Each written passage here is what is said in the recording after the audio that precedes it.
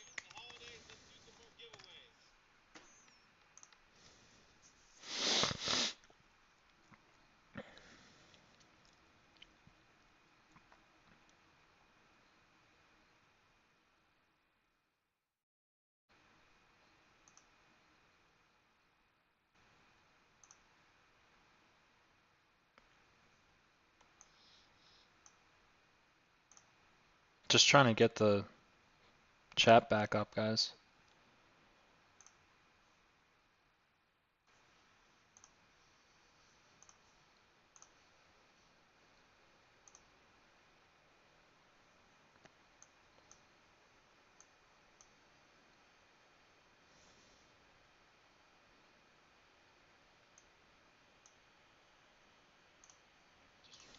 All right, I'm back.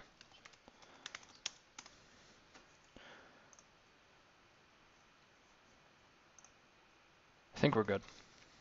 Finally.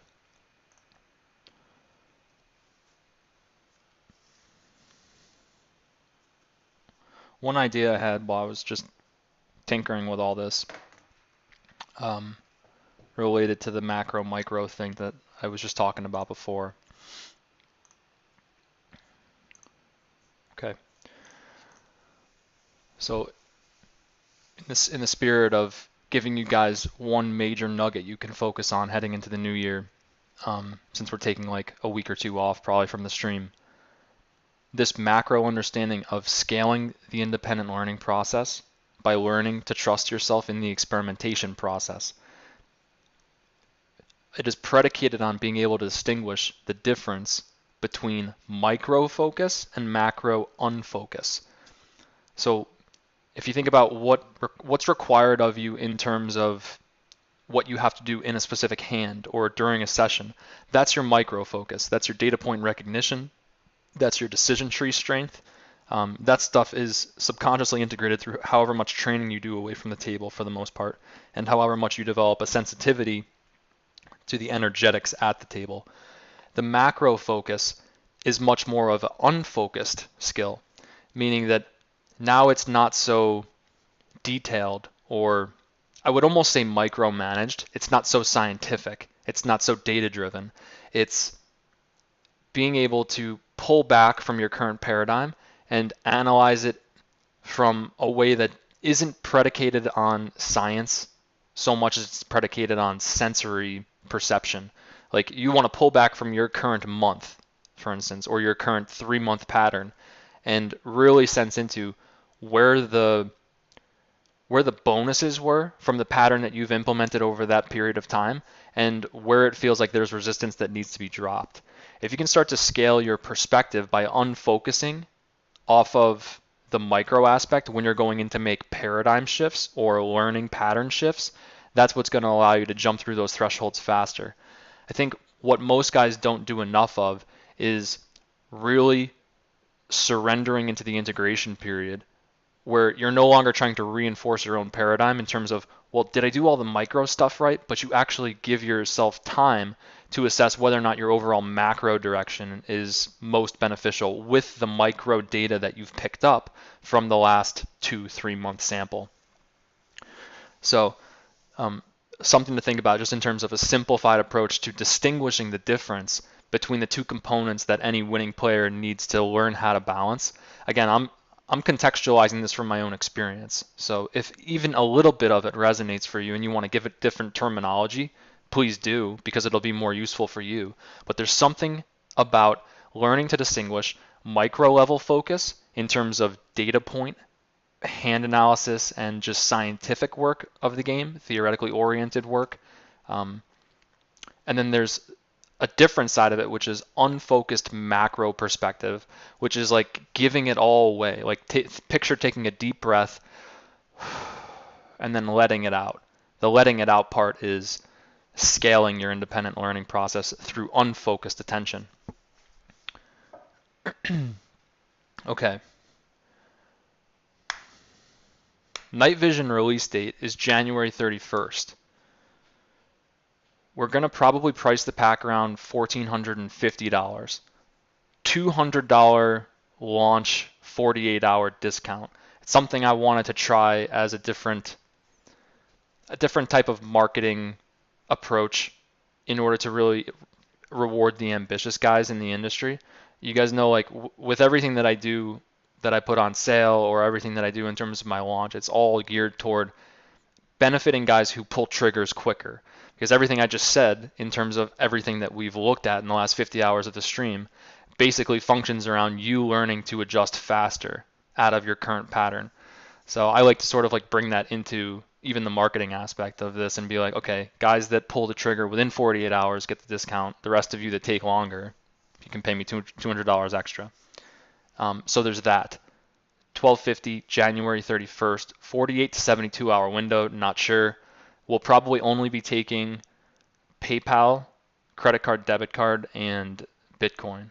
I think I have to take Skrill off the table for the time being because it's too hard for me to move. Unless I can find someone reliable to move large amounts of Skrill, which would be cool to find. But right now I don't have that. Good question. Don't Tase Me Bro asked, is this a standalone product? Yes. There won't be a pack 2 for it. Therefore, there won't be a refund for it because I don't have the same incentives in place as I had for the PO Unlocked pack. One thing that there will be is free updated monthly add-ons. It's something that we want to do, knowing that this is a very data-driven scientific course, knowing that we've taken a lot of accountability and pressed out a lot of the possible questions or skepticism that could be brought at us, but also knowing that there will be some things that will need further clarification. So what we will do is have a private Skype group for all the buyers, and then from that general discussion, we'll be compiling monthly FAQ videos, more or less. The first half of the add-on video of every month is going to be the FAQ of everything that we thought was super relevant and helpful that came up in general discussion in the Skype group, the private Skype group. The second part of it will be me basically coming in and contextualizing anything innovative that my team or some of the members have found in terms of scaling the savviness of functionality with hand to note with how it pertains to developing better strategies.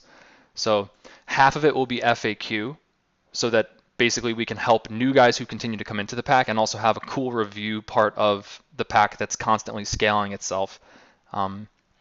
For guys who have been with us all along, if you have a question, you want to go back through the review videos, you'll have that. And then the second part being the strategy development, where we're constantly trying to give you guys cutting edge strategy development advice, because this is something that's like definitely scaling quite a bit. And it's something that we sort of want to stay on the leading edge of, and we're not going to be able to do that unless we agree to do this monthly add-on thing. We went back and forth, like, how do we want to do this? And finally I just said, let's just make it free, because like it's something that we're going to be doing anyway as a team, and it won't take us long to just put like a 45-minute video into the box every month, and hopefully it'll just be really succinct, really dense, and really valuable for you guys. Will it be focused on 6-max, or will heads up players benefit from it? I think it's going to be the most versatile pack in the sense that I really don't care about specific formations. I'm not training how to beat 6 max. I'm training how to look at certain hotspots wherever they develop in your map, which you'll be able to do now through the tutorials, and then teaching you how to contextualize strategies that exploit the imbalance in wherever the equilibrium is. So some of that is, I would say, simple, but some of that requires advanced problem solving skills because we have to get over leaps.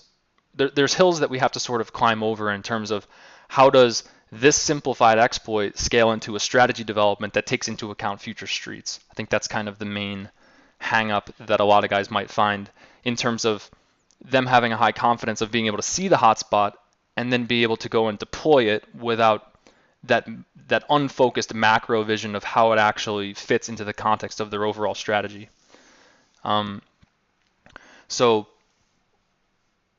I think it's going to be basically useful for any format of poker because the first half of it is the tutorials and the functionality of hand to note and showing you what the program can do, teaching you how to map every statistic for every line in your environment. The second half of it is going to be me generally contextualizing universal leaks that I think are probably prevalent through all environments and through all formats, and basically showing you guys how you can justify blueprint strategies around them by understanding how the moving parts work within the whole wheel. So it's probably a good time to bring this picture I want to leak up to show you how versatile this actually is. So here you go. This is a cut and paste, meaning this isn't exactly taken from hand to note. Each of these lines where you see pool versus PO, and then you see this, what pool it actually was from. Like this is a little small on mine. I hope you guys can see it okay, but this first line says 1K no limit iPoker. So what this is an entire line, small blind versus big blind, that we took and we plotted for every single major relevant action point. So you have bet, bet, bet, bet, bet, bet, check fold, bet, check fold. All these lines where we've plotted the pool frequencies against the PO subset frequencies. Plotting for major hotspots, like you can see a big one right off the bat. 38% there, where pool is playing 53%. So what we're looking for basically is 7% deviations or more, and we've chosen 7% as kind of a reasonable metric for accounting for standard deviation volatility, and also accounting for some pre-flop ranging adjustments, which actually don't affect the overall subset numbers as much as you would think, and that's something that really saved us in terms of facing skepticism. We'll show you in the pack what happens if you change pre-flop ranges and how it has a marginal effect on the overall hotspot development in terms of, like, we picked the 7% number because it doesn't get affected by even substantial pre-flop differences. Now what we've done for modeling with the pre-flop ranges is we've used pool versus pool stats. So if the pool is playing 47% small blind opening raise, and then the pool folds 50% on the big blind, we're giving them the ranges that the pool plays from both positions when we model. That was what we thought was most relevant. And that's how we suggest that you guys do it when you're mapping your environment. The beauty of this is that you can tailor it to whatever pre-flop starting ranges you think are most prevalent in your pool with the formations that you're exploring. And then you can also tailor your bet sizing options. Like we're using certain stab sizings. You can see them actually indicated at the top. 50% flop, 66 turn, 66 river is our go-to sizing. You can basically make that whatever you want by setting up your filters the way that you want them. We would advocate that you use the bet sizings that are most common at your limit for certain lines when you're mapping for your villains. But if you're mapping for your own strategy, you can basically do whatever you want. So you can see how this isn't really this isn't limiting you to any format. It's just giving you a total map of every single line and the deviations and frequencies that your opponents are playing in them. From there, like, this is my database team. This is what they've done. This is not my strong point. I think I've made that clear. I'm not good at the technical part of setting all this up with the filters and micromanaging. My job is the poker. So I come in and I basically highlight many of these universal hotspots, contextualize them into blueprint strategies, and give you guys sort of the macro big picture understanding as to how this fits in a general exploitative blueprint that you can deploy. And then there's levels of subtlety that we can get into in terms of exercises that we can run to strengthen your understanding of these training concepts. Like exercise, like the 30-second exercise is the mental game approach, but there's exercises that we can do that can help you pattern recognize certain hotspot textures. Like it's not shown here, but part of this, if you have a large enough database, is texture recognition for hotspots. For instance, if you check raise someone, you can separate whether or not they fold more on disconnected boards, rainbow boards, two-tone boards, low boards, paired boards. And if you have that type of data over very large samples, it can help you to pattern recognize and create training exercises that have you deploying really aggressively in spots just based on subtle texture recognition. And it's data driven, so it's still slightly assumptive, but not assumptive enough not to deploy against it. That's what we're going for here, is like we're completely aware that this isn't a perfect model. It's just not. It will never be, because preflop ranges are not clairvoyant, and there's still some prone to error for the PO subsets that we will maybe never know. But what we do have is a high enough confidence that the hotspots are deviating enough from what PO is recommending, and that even if you change certain aspects of the tree early on, that the deviations don't change enough to invalidate these hotspots, that we're comfortable saying that this is the most high confidence approach that we have right now in terms of the science of the game. So in terms of what hand to note can handle, I think this is a big point. Hand to note functions on a different type of database quantification, I guess you'd call it, in terms of hand sample. What you guys are used to seeing is Hold'em Manager having a certain amount of hands in the database. What we've coined hand to notes process as is more of a data point hand analysis. So the simplest way to explain this is if you have a pool of 6 regs and they're all at the same table and they have 1 million hands in this alias. If it's 6-handed, hand to note will actually be able to pick up 6 million data point hands, because each of those regs is playing the hand from a different position. So what you end up having is a exponential amount of growth in the overall sample size from the initial number of hands, because we're using data point hands with this program instead of just raw hand. So this program is basically able to toggle through 100 million data point hand samples within like 10 to 15 seconds on a click, where Hold'em Manager wouldn't be able to even do it. It would just freeze up and crash. So the beauty of it is that once you program your filters, meaning like these are all taken from different pools, but what we don't show you here is that you'll be able to have a full map for every single raise pot position from every single formation for your pool. This was just one scenario because we thought it'd be a conflict of interest to give the total SRP map in a preview for buyers who are going to go in and map and then get that for themselves and want that information exclusively.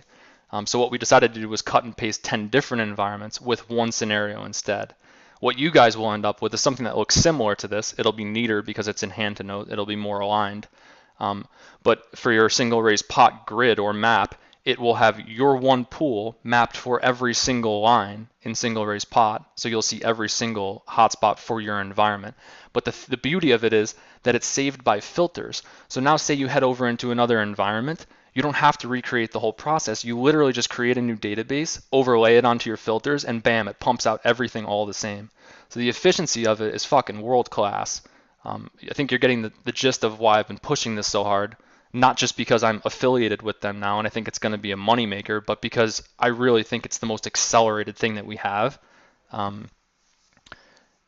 And I think it's going to monopolize the database industry in 2017, no doubt, as long as they don't fuck something up huge. But I'm not going to allow that because I think I'm going to do a lot of pro bono marketing work for them just on my own. Question, it sounds like hand to note is also required. If so, how much is hand to note? It's not required, it's recommended, only after you see the efficiency that it has over Hold'em Manager. We've offered full Hold'em Manager tutorials as an alternative for guys who still have an allegiance to HM2. So you don't need to upgrade. The first hour, I think there's an hour and a half or hour 45 minutes tutorial of how to use Hold'em Manager to do everything that you're seeing here. And that was what we were using when we were doing, I leaked some templates. Let me see if I can find them. Here's one of them. this is what you'll do if you use Hold Manager. Instead of having this output, which is created in hand to note, and it's much neater and cooler, and the filters are overlaid, you would be able to do it manually. MDA MFA is the same as PO or pool frequencies. These are our old models. We don't use HM2 anymore. But here you're seeing the sample size. You're seeing the same thing, the percentages for all the different lines. This is literally the same data taken from Hold Manager as this is taken from hand to note. The difference is hand to note is much faster, and it's more versatile for overlaying new pools onto the same filters at the click of a button, basically. But yeah, the version of hand to note that you're going to want is like 40 a month or something, or you can buy it for a year for cheaper than that. Sample sizes in these can be denoted in data point hands. I'm not exactly sure if it's showing you the exact hand number. I got to ask the team about this, what's denoted in the gray. I think that's the number of trials in terms of data point hands. Or it could be, I think there's a chance it could be coded as something else, but I'm almost positive that these numbers are, let me see if I can maximize it a little for you guys. So like here, this is over 23,726 data point hands. Now, if the question is how big of a sample do we need to get these type of maps, then we need to specify what type of lines we're looking at. The SRP lines are going to need less of a sample than the 3-bit pot hands. But we're working under the assumption that you guys are willing to buy hands to do this type of research from the sites that offer them. And then for the ignition guys, we're going to be facilitating a merger, which I think there'll be a decent amount of demand for, where everybody can sort of pool their hands and we'll be the ones that facilitate basically the emails or the drop boxes or something. We'll do it in a way that's private and anonymous so everybody can feel safe, that their name isn't sort of like, you know, outed for this, since it's still sort of not in line with regulations that we don't really agree with. But we feel strongly this is the right thing to do, and it's not going to stop us that it's currently still against terms of service on some sites. Really, I think what it is just stupid gray area and unthought out like stipulations. Like I really think if we investigated the premise of the stipulations of combining databases, we would see that it's actually not logical and it's actually not set up in the benefit of anyone who's trying to evolve or improve.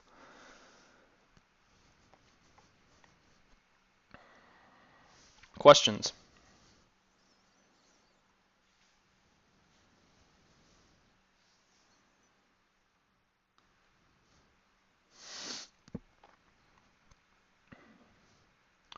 Are you looking to combine this release with the Ignition Hand History project? Where are you trying to get a mass hand history collection from Ignition? So I opened this up in the blog. We've had a few submissions, but not nearly as much demand as I expected. I'm not so sure how many people still even read my blog. I really don't know what type of action it gets or how many people would have forwarded that to their friends and been like, oh, we should do this. I think there'll be a lot more demand once people see what they can actually do with it.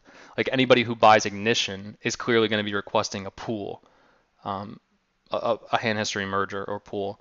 So one of the reasons that we decided to do the Skype group too was so we could facilitate this for Ignition guys.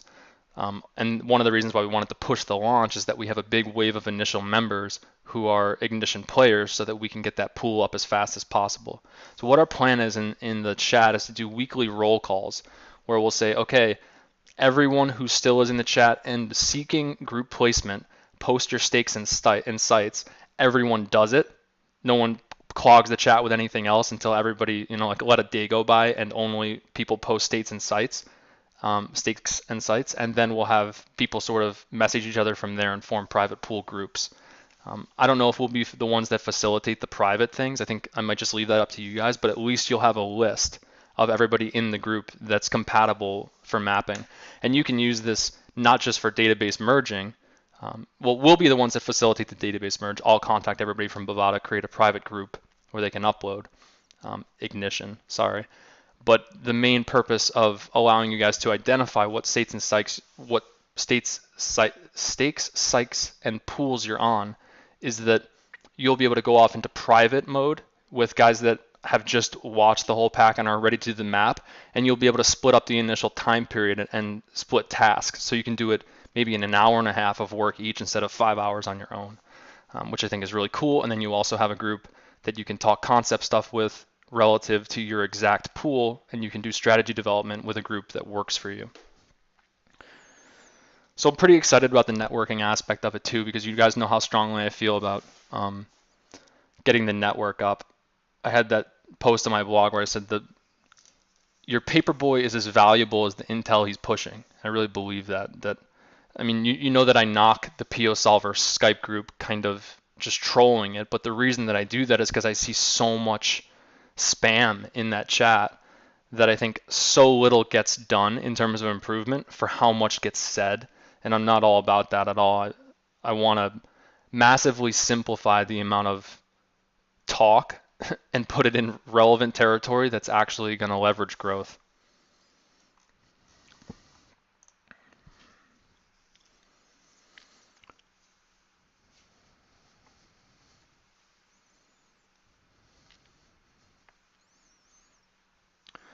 What we've done in terms of the lines that we picked are the lines where we think are either the most frequently occurring or the most relevant for deviations. So it's kind of a combination of both. And I think Brian will probably help out with this. I've really been impressed with watching the demo videos of the database guys. We've hired some beta testers to come in and basically play devil's advocate to the program.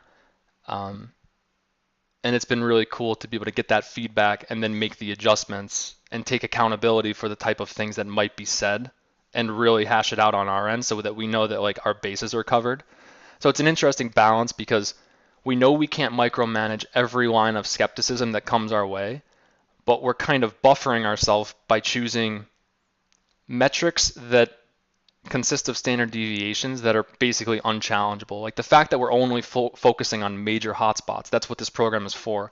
For instance, take a look. Like I don't really care that this stat says pools at 44 where PO is at 41. It's okay, but it's subject to error to the point where I'm not nearly as interested as I am in this one, where we're seeing a 15% hotspot. So there's, like anything else, there's levels of confidence in terms of how strong the assumption is, how assumptive laden it is. And what we're looking for is spots where, beyond a reasonable doubt, if you're in a vacuum, you should be deploying with this type of exploit here in this decision point.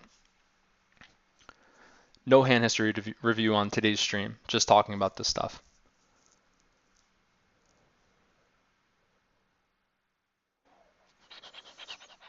So I think it'll be really cool to see how the general discussion thread evolves even our functionality issues over the course of the first month. And I wanted to offer that in a way to like ensure you guys that if there are things that come up that we've overlooked, even though I really don't think there's going to be much at all because the guys have been really thorough and we already have a pretty scrutinous beta tester, we will be making adjustments to it and helping you guys work through the kinks. It's something I wanted to do too in case we have competitors that come in and try to do stuff that try to improve on stuff that we've already done. The advantage that I think we have as a company is that we really actually care about getting the information out there in a way that's like as clean and open as possible. And we also have the advantage of having sort of me being able to contextualize things from a player perspective, which I think a lot of the other companies that come in, who might have more tech savviness than us, can't actually put it into context. So for a while we were going back and forth, like, should we sell pop-ups, and should we try to protect the material that we're putting forth by making sure that we can stay at the leading edge of the tech development? And I said, well, guys, like, yeah, we have good database developers, but we're not like the best of the best tech team. Our skill is that I think we care more about the player and we have the ability to put things into context better than players who are not hugely winning poker players. So I think that seems to be like what we have to play at. We're going to play our strengths, offer a lot of add-ons for free, do the FAQ section, and also contextualize strategy development for whatever we discover as this thing evolves. And in a way, it's my way of committing to making sure that I stay close to the project. Because the last thing I would want is to put a pack out and then not be active in the general discussion, and 2 months down the road I find out that the whole thing got away from me. Already looks like there's a bunch of questions in the chat. I feel bad for Brian right now because I think a lot of this is already going to be answered in the pack, but it's useful for us because obviously if something comes up that we haven't seen yet, we can account for it.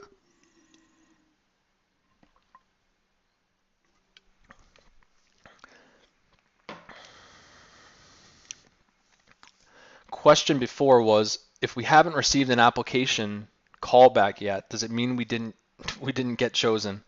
No, those are going out Christmas Eve night. If you don't get a message by Christmas morning, that means you didn't get called back. Final cuts are going to be January 7th, I think. I'm moving to Las Vegas on the 1st, and I have this transition period where I can't move into my place till the 5th.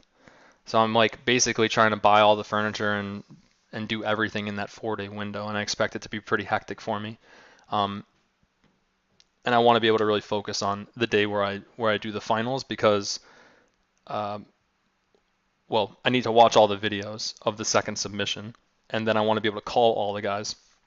So if you make a finalist, if you make the finals, you'll basically be supplying us with either a phone number or a Skype contact that we can call you on the specified date within a 1-hour window. And I'll call you personally and let you know that you made it.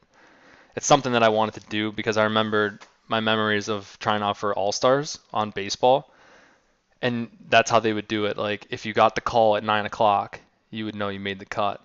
And you waited for the call, and the call was always good. If you got the call, it was because you were getting picked, and if you didn't get the call, it was just like, fuck. So it brings up kind of cool nostalgia for me, and I wanted to do it basically on a more personal level. So that's what we're going to do, and I just have to figure out what day we're going to do it. I'll give you guys a little hint. Actually, I can't say this because I'm going to use the same follow-up question. Let me think. Can I say this out loud?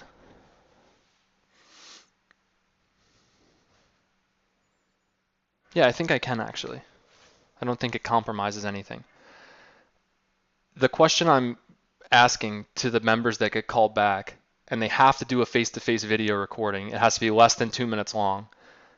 I forget exactly. I pasted this to Brian last night because it popped into my head that this was what I wanted it to be, and I'm not going to say it verbatim, but it's along the lines of, what is the one single thing, or the one biggest thing that you've learned so far from the struggle as a losing or break-even player, which I think is a microcosm for your whole journey as a human.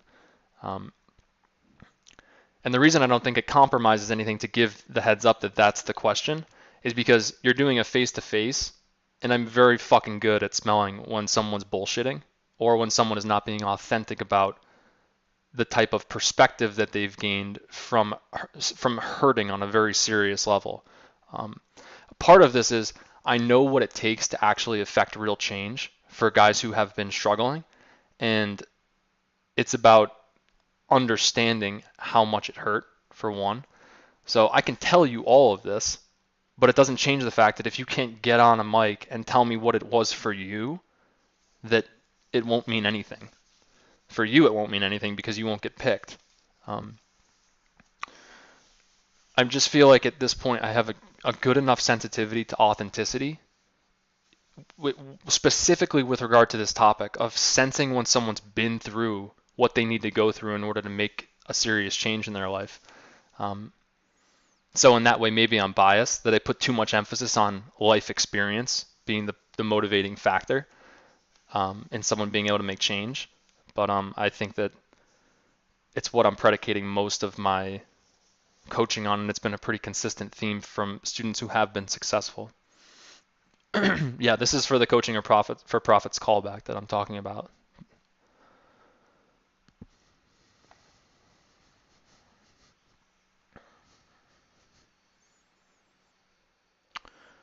I'm not going to say how many applications we've got, but I will say right now, 15 people are getting called back.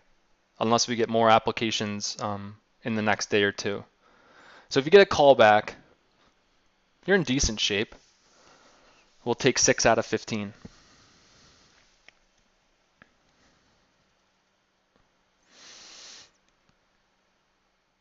Will there be a HUD setup for hand to note so we can see as quick as possible where and which data points are leaking? We've thought about doing the HUD project next.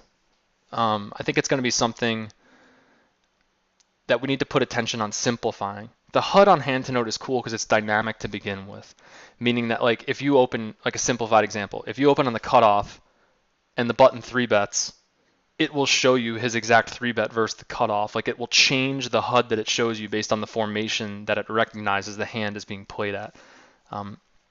Really cool feature because it saves a lot of real estate on your window, meaning you don't need to have as big of a HUD to get the stats that you want because it's dynamic. So there's that aspect of which is obviously really cool. And that was actually the initial reason I was drawn to the program when I watched the intro video. I was like, oh, these guys are smart. They're understanding that you can simplify without losing accuracy, which is what I'm all about. And in a way, they're not even really like simplifying. They're just optimizing in terms of using technology to do more with less. Callbacks will not be at a specified hour. I'm just sending out an email on Christmas Eve that says you made callbacks. You have until January 3rd to submit the finalist video, which is going to be a 2-minute video that you have to make answering that specific question. What have you learned from the struggle? And then I will send an email out closer to the finalist announcement where I'll say, please be at your phone or your Skype that you provided between this 1-hour window expecting a call.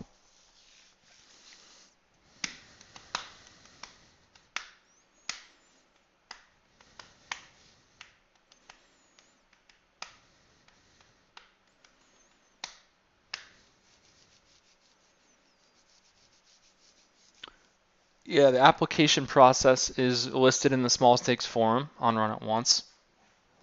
It's called CFP, Coaching for Profits, Losers Only, and it's also listed in my blog earlier this month.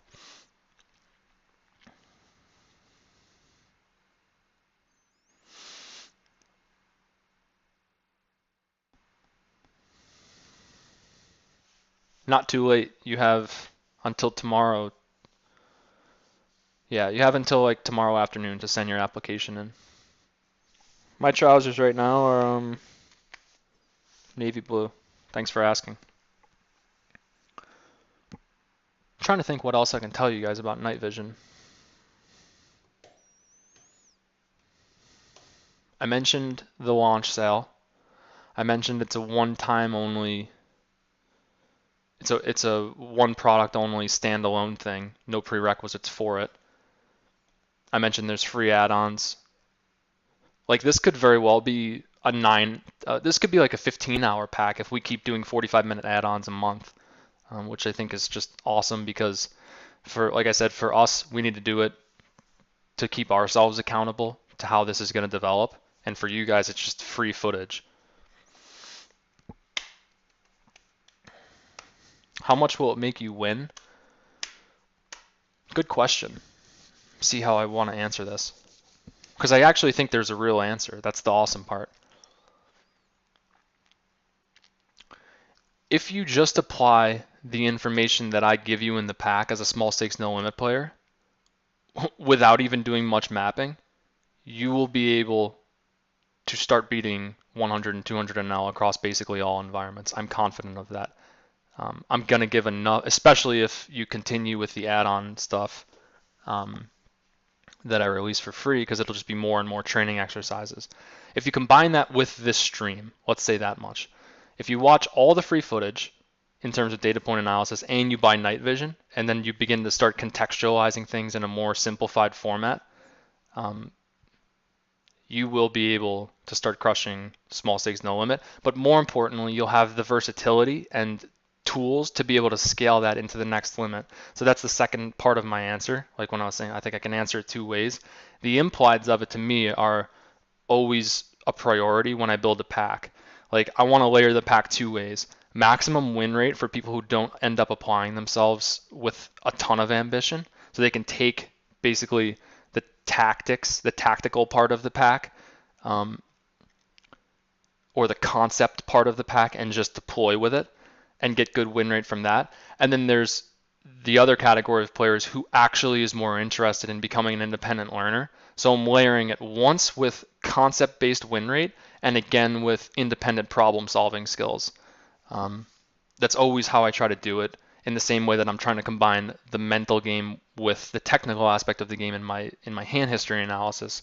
I really want to hit on both levels because I think it's the most accelerated way to create and sustain the growth pattern. Can I join CFP if I punted all my online winnings at, at live high stakes no limit? I mean, as long as you have like a $500 bankroll and you can support yourself independently from it, yeah. I've got some guys, like I'm considering taking a guy who's playing five or $10 NL right now. And initially when I said micros, I was thinking like, well, it's like 25 NL plus. Like 25 and 50 NL I consider micros. I guess 50 NL might be small stakes. But I got a couple of really good applications from like, I guess you'd call it nano stakes players almost, like 5 and 10 NL. And at that point, like their bankroll is almost trivial. There's one guy has $250, one guy has $500. Like, what the fuck is it off? Like, what is it off of my back if I have to give someone like a $300 transfer so they can play, 10 NL instead of 5 NL? So my goal is to get guys to SSNL 100, 200 as quickly as possible, basically dumping their profits back into their bankroll for them so they can get to SSNL that quick. And then letting them finish out the stake at like 200 NL. I probably won't move anybody up to 400 NL unless I think they're like a gold star student and they're really crushing.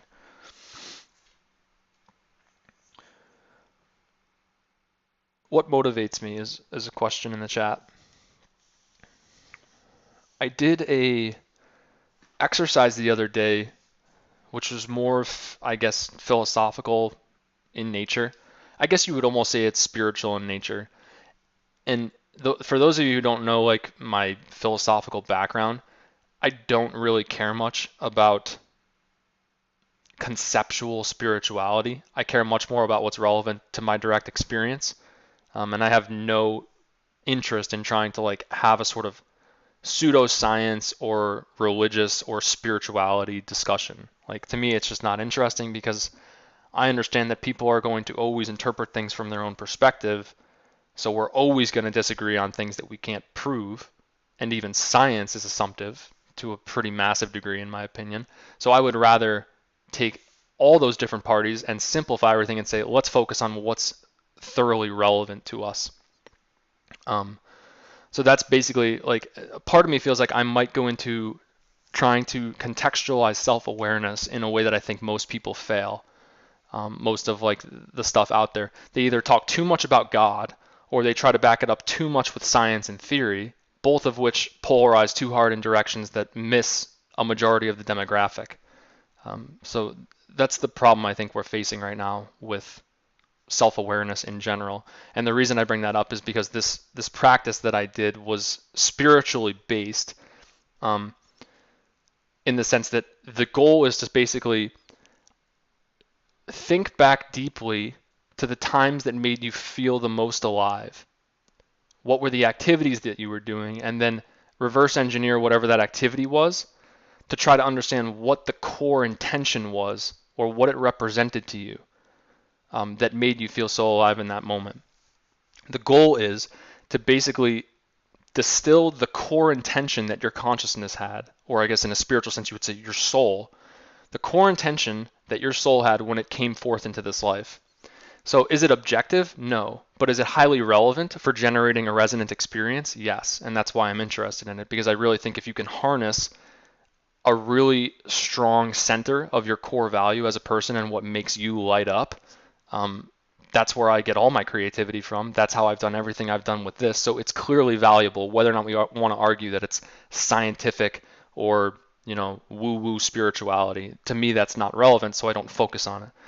So I can have conversations with people who believe in God and have conversations with people who are very scientifically atheist oriented and have it not really be a conflict of interest because I have no real opinion on it other than coming to the distinction of what is actually relevant for the enhancement of happiness in the direct experience. Because ultimately, that's why we take up any philosophy, is in a quest for happiness. Okay, so what was my sentence? In this practice, you're supposed to distill the things that made you come most alive into one sentence about you. Um, and mine ended up being like, for me, the times I felt most alive were like when I'm writing that blog post that I feel like is flowing really well, and I don't know who's reading it, but I can literally feel that there's going to be connection generated with whoever reads it.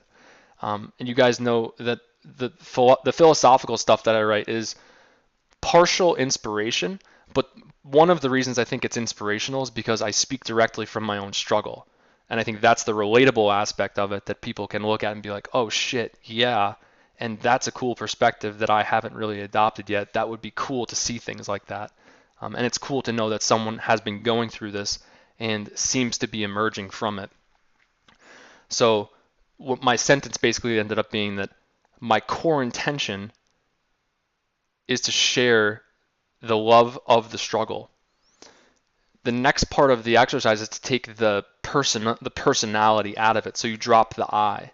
So the overall intention of the soul from an inclusive perspective is connection or love through struggle. So for me, that's what I'm mainly motivated by. Everything creative that I do is fueled by, am I being charged up by the one thing that constantly seems to regenerate my energy pool, which is finding a way to contextualize the light that exists through going through struggle, the perspectives that open up through experiencing struggle. And my poker approach is a microcosm of that. Look at what we've done by being practitioners by nature in this department. We're about to put out the most advanced scientific program out there by doing nothing but going on intuitive gut learning approaches. So you reach a balance with it, which I think is super paradoxical, where a lot of people think, well, it's either theory or exploitative, or it's either science or faith. But if you actually go all in on what's most relevant, which is what am I being incentivized to do right now in terms of my perspective, in terms of my approach, then what you actually find is that faith and science, or trust and logic, are not different things. They actually meet at the top of the pyramid and they turn into something like this, which is what night vision is, which is the bridge for a player who's highly experimental to go off into exploitative territory using mass database analysis, a scientific tool, and then contextualizing it into something that a theory-oriented player can trust. So I don't usually speak at this level about it because I don't know how many people it relates with, but for me as someone who is required to be creative but also skilled at contextualizing things because I need to be relatable in order to have a product that's worth something, this is at the forefront of my attention. Being able to bridge the gap for someone who has not established enough self-trust to go off and do the experimentation process themselves, and being able to show them a language that they understand so you can create that bridge of trust and they can go, like my pinnacle moment when I think of what the best coaching is to have the student walk across the bridge without him realizing that he even crossed it. And I think that's what night vision is. It's the one pack that finally asserts itself in this company, Poker Detox, which has been sort of like the rogue company so far. You know, Nick's exploitative, Nick's using 1/3 strategies, Nick's saying PO isn't useful. Now all that is coming to fruition, and it's like you guys misunderstood all along. This is what it was scaling toward. It's the perfect, or it's the best balance that we have so far in terms of increased vision that merges science with gut intuitive learning patterns, and they're both equally as important because they're not separate once you get to a high enough paradigm. So this is why I think self-awareness is so important, because you can't move toward this level of you can't escalate your creativity towards this level of relatability or I would say, value, or you can't reach as many people through your approach if you're not balanced enough to see that everyone's only looking through their own perspective. That's why I think it's so useful as a coach to have self-awareness, because without it, you have no back. Like, you have no following if you only cater to a very small demographic. And this is what I think is wrong with a lot of self-awareness teachers, is that, like I said, they're polarizing too hard into one demographic, and they're all going to reach a bottleneck in their marketing expansion where suddenly you can't relate to the person who doesn't come from this type of context because you're using words like God, or, I mean, that's the main one. You're talking way too much about God to people who are scientifically or logically oriented. That's the same thing as me talking way too exploitatively to people who are sold on theory and straight up PO solver brute modeling tactics. You have to find the balance where you can cater to someone's language in a way to show them that it's not one or the other, it's actually both. So the two themes from this stream, and I'm going to close on this. At the beginning I said, in the experimental learning process, it's always the thing you haven't tried yet that offers the solution.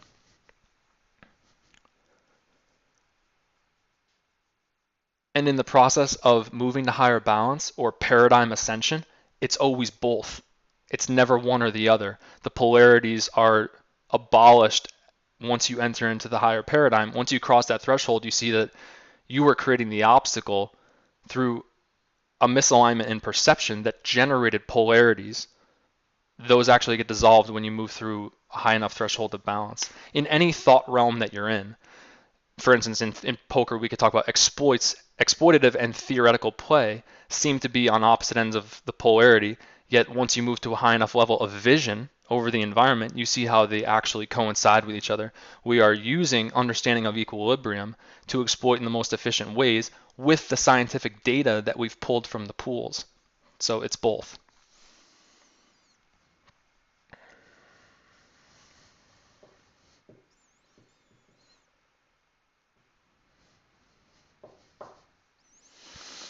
Yeah, I know there's some guys out there who don't talk about. Okay, I'll say this.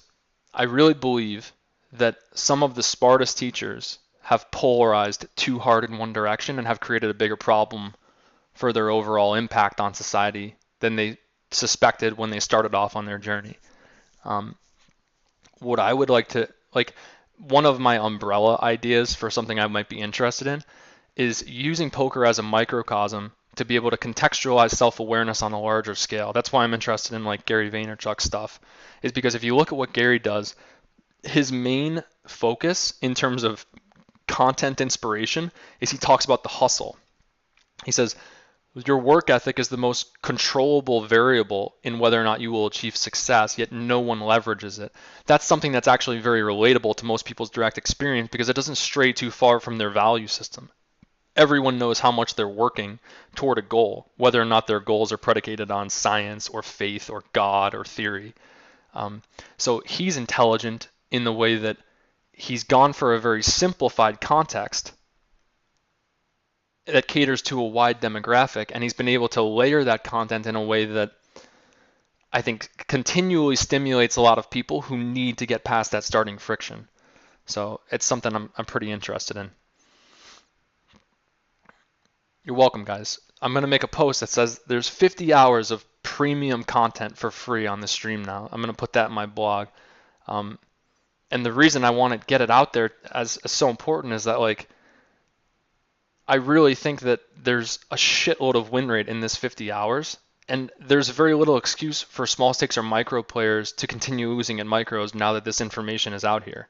Like, it's actually out in the open now, and I really feel like it's potent stuff, and night vision is only going to make it more ridiculous.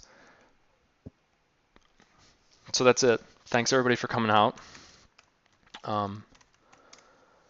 I'm not sure when we're starting back up in January. It'll probably be first or second week because I have to move into Vegas and everything.